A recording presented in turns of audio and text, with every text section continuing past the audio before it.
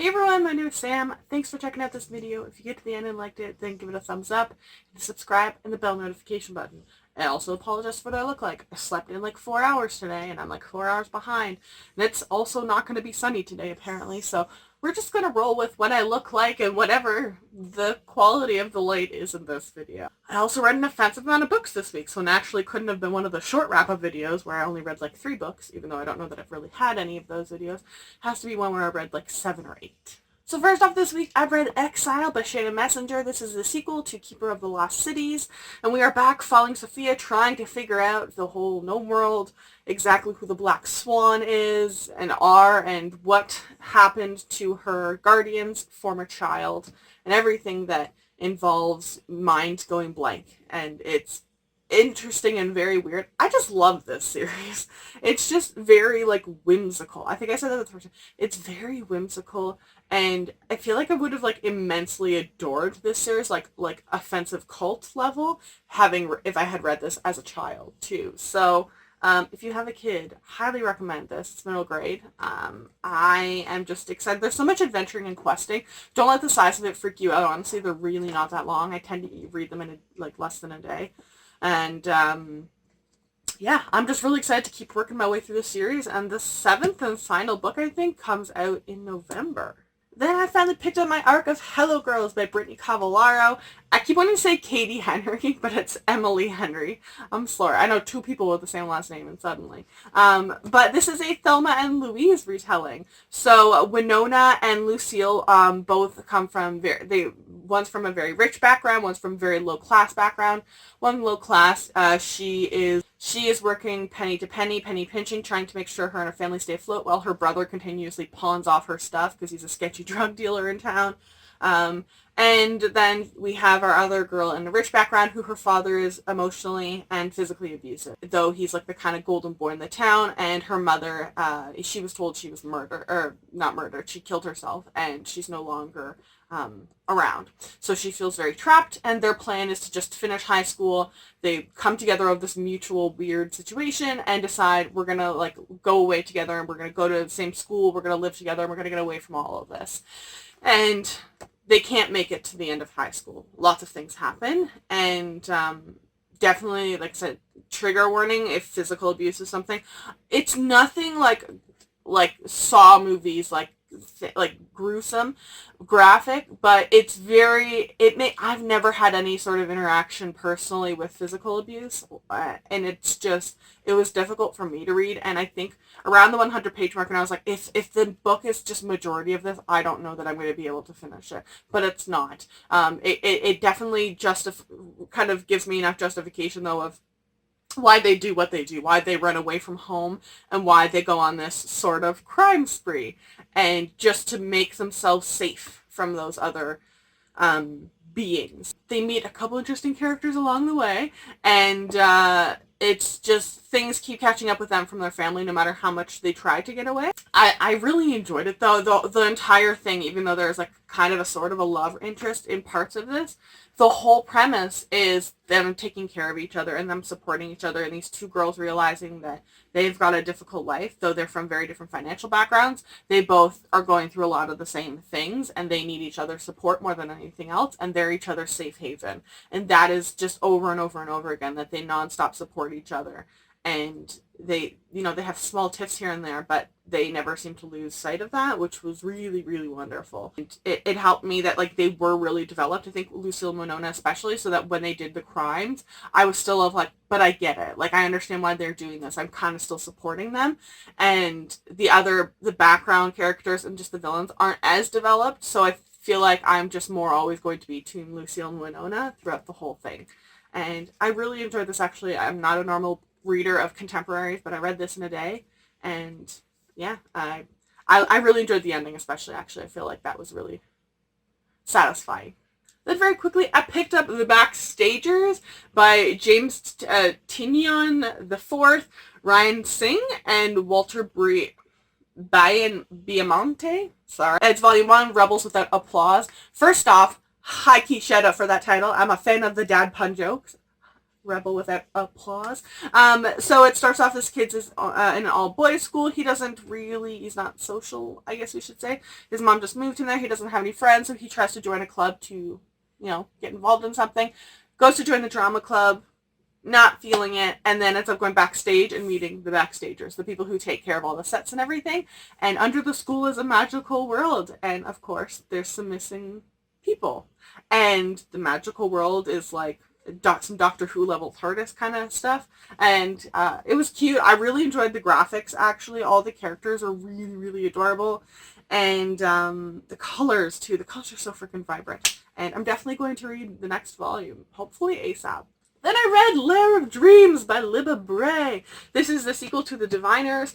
I am confused so immensely by the series. The books are fantastic. The cover changes.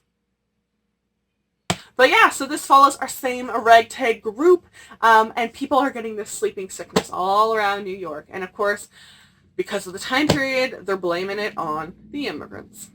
And I fully will admit, this is all of the social issues in this. This is exactly what's happening in 2019. This is all that's on the news station about anything that bad happens, any diseases. We go and we point it at the immigrants, and it's just. And hearing the politicians say things that I have heard certain politicians say almost identical things. I feel like it says a lot about those politicians more than anything else. But I think the biggest change between the Diviners and this one is we have a couple people pretending to be in relationships for a variety of reasons. And I love the hate to lovers trope that we end up using in some things. So I loved that. And the ending oh my god, the ending. There's everything that happens to wrap up certain character arcs or to start developing the next book oh my god, I'm so excited to read the third book. I'm almost at the point of, I've almost been convinced by myself of how much I love this series to eventually buy all of them in those god-awful, well, they're not god-awful, I've seen far worse covers. I just hate them because they keep changing them into those, the covers that they have for King of Crows once they all come out in paperback. I'll keep an eye out on Book Outlet, I think. I'm just really annoyed that they keep changing them, so maybe I'll look and see. But I think I looked and saw, even the UK one I think that I looked and liked, they ended up changing it after book 2. It had, these hands dealing with, cards, which I feel like made more sense, but I guess they just didn't continue with that. So, I'll have to figure something out eventually, but loved this way more than Diviners somehow, and I'm so excited for book 3, and then I'll be caught up and ready for King of Crows, I think it is. I also gave Sorcery of Thorns a shot by Margaret Rogerson. She's going to be in the TBR and Beyond group, and I'm very hesitant, honestly. I think I've talked about this in little vlogs or Instagram stories.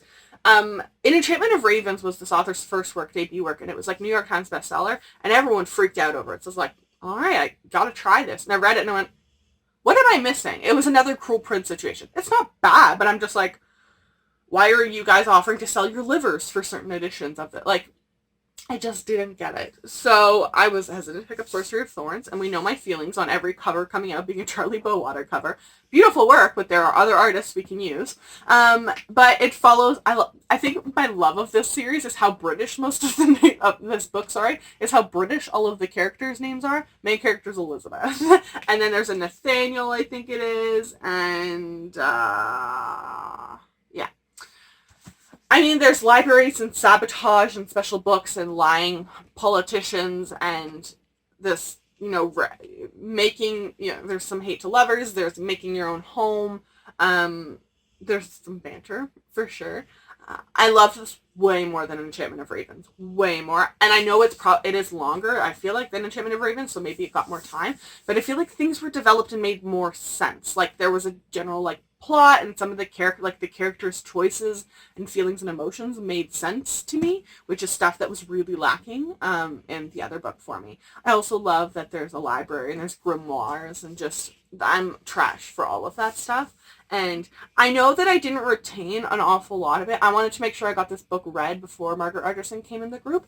So I picked it up when I really didn't want to mentally, but I read it to be okay, I've read it, I don't hate it, right? So I want to put this back on my TBR. I think, for some reason, as I was reading it, I want to read it around Christmas time. I'm not totally sure why. So I'm going to put it back on my, TBR, Excel spreadsheet for probably December and give it a reread. I want to retain more of this. Because I mean, like, I love books that have like librarians and like looking just at like Air Awakens by Elise Koba. So I feel like this could potentially be one of those books that I adore and love if I'm mentally in the right place to enjoy it. But I feel like it's an immensely good sign too that even though I wasn't mentally in a good place to enjoy it, I still did enjoy it too. So that doesn't normally happen for me. I feel like the book that I really want to talk about is Neverworld Wake by Marisa Pessl. This was easily my favorite book that I read this week. No shade at the other books, but this book shook me the hell all over the place. So I read A Sorcery of Thorns in like a day. I was reading it for one day, and then I read it like in the morning and right after I came from work when I finished it. And I think that was around 5 or 6 o'clock. And then I read Neverworld Wake. Like, I sat down to be like, okay, it's a suspense. That's not normally a genre that I really read in. My friend Haley seemed to really, really love it, and everyone else seemed to be like, about it. So, and there just generally hasn't been a lot of reviews. So I was like, I want to know exactly what I'm getting myself into if I'm in the mood to read it. I sat down to read a couple pages, and I read the book in 4 hours. And I don't know exactly why I inhaled it so ridiculously. It's, this girl is like kind of getting her life back together at the end of high school. Her boyfriend was mysteriously murdered. Or is it high school or university? It's either late high school or late university. I can't remember right now. But her boyfriend was mysteriously murdered. They considered it a suicide. And so she's kind of been MIA. She's trying to get back into the real world and interact with her friends. And her friends go to a concert. And then all of a sudden they get a knock at the door from this like kind of Ebenezer Scrooge situation of like, you guys all have, have to decide which one of you wants to live. And you just keep reliving the same 11 hours until you decide that, like, unanimously. And these people don't get along anymore. They used to be friends. And some of them are reckless, we'll say. But we end up deciding, things that we want to do with this time. If we're going to keep reliving the same day over and over and over again, what are we going to do with that time? The ending third or quarter was amazing, especially. I couldn't figure out what the heck was exactly going on. And then it explained what exactly happened. And I was like, oh, all right, definitely did not see that coming. Interesting path to take, but it made sense, actually. And I just feel like this was just a weird book. It's another one, just like The Thief by Megan Whalen Turner, that series. This book was exactly as long as it needed to be. There are slight time jumps when it's unnecessary because they keep reliving the same day. So some days, not every character learns, right? So they'll relive one day and they get frustrated, so they go back and do the exact same thing that they did the day before that ends up getting them killed or ends up being not productive whatsoever. So we jump those kind of times of being like, oh, and then 400 like Neverworlds later, the Neverworld is kind of the limbo that they're in while this is happening. It was fantastic. I don't think I've ever read a book where I was like, okay, so in 20 chapters I'm going to put a bookmark in. It never crossed my mind to put the book down. And I'm just so confused exactly as to why that happened. I'm going to have to watch out for this author for future stuff. But this is another thing, too, of like, I don't know if this is a book I ever want to reread. It's a fantastic read, but I don't know that I'd ever want to reread it. I just have so many conflicting emotions about this book. It was fantastic, though. I'd highly recommend it. It threw me for a loop with how much I enjoyed it. I'm really shook about it still. And I read it in 4 hours. Like, this and Hello Girls, but I mean, like, this one's a little bit longer than Hello Girls and a little bit more darker, like, I don't know. And lastly, I finished my read of the Graceling series. I read Bitterblue on Friday, and, I finished it early Saturday morning at, like, 12:50 something. This is the last book in the Graceling trilogy by Kristen Kishore. If you remember, I wasn't sure if I had read this series. I remember having, like, picked up Graceling, like, years ago before I actually used Goodreads and all that stuff. Like, I think it was probably, like, in, like, late high school or something like that. And whatever the circumstances was, I definitely think I read the Graceling. I think I started Fire, but maybe didn't finish it. And I definitely never picked up Bitterblue. So, having now read it, I think this is probably my least favorite of the series. However, I really like Bitterblue's character. I feel like in a lot of, all three of the books, the main character is who stands out. And I think Fire is still going to be my favorite character and my favorite book, but I feel like Bitterblue was an interesting conclusion. And it doesn't really, I don't know that it really has much of like it does, but it doesn't, like a climax. It's wrapping up all of the chaos that the villains started and that we interacted with in Graceling and Fire. And it's kind of horrifying to hear all of the things that he does. And it will absolutely preface this of trigger warning that it discusses rape. It does not tell you that it's happening. It does not detail it, but it discusses it. So it is a part of what happened under that evil, insane guy, which was, and just how it happened, that is explained, like the situation was not fun to read, again, as someone who's never had to deal with being assaulted or anything like that. So I just preface that, but I feel like I understand now why this series is like kind of like, I don't know, like, I don't know if original is the right term, but it's like the OG YA fantasy of like these strong females, and they're not dainty, and they're not all like these pure virginals who kiss one guy and that's the only person they ever end up being with in their whole life, and things aren't easy and clean cut, and the endings are a little messy, and I kind of love that. And I feel like I want more, and I know it's like she could just be, that's how she writes, but I want more from Kristen Kishore. And I feel like now, in like the last like 10 years or however much since these books have been published has changed, I'd love to her to get back into fantasy and release something new.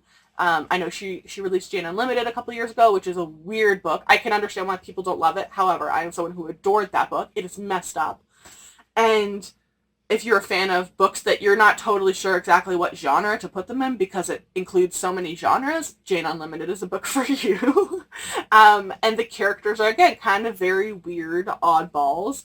And I just loved this series. It's another one that, kind of like Neverworld Wake, though. I don't know that I'm ever going to reread them, but I'm really glad that I did read them. So those are all the books that I read this week. Let me know in the comment section down below what you read this week. I'd love to know. And if you've read any of these books, what you thought, I would also love to know. And I will link all of these books in the description down below. I will also link all of my social media. If you follow me, I will follow you back.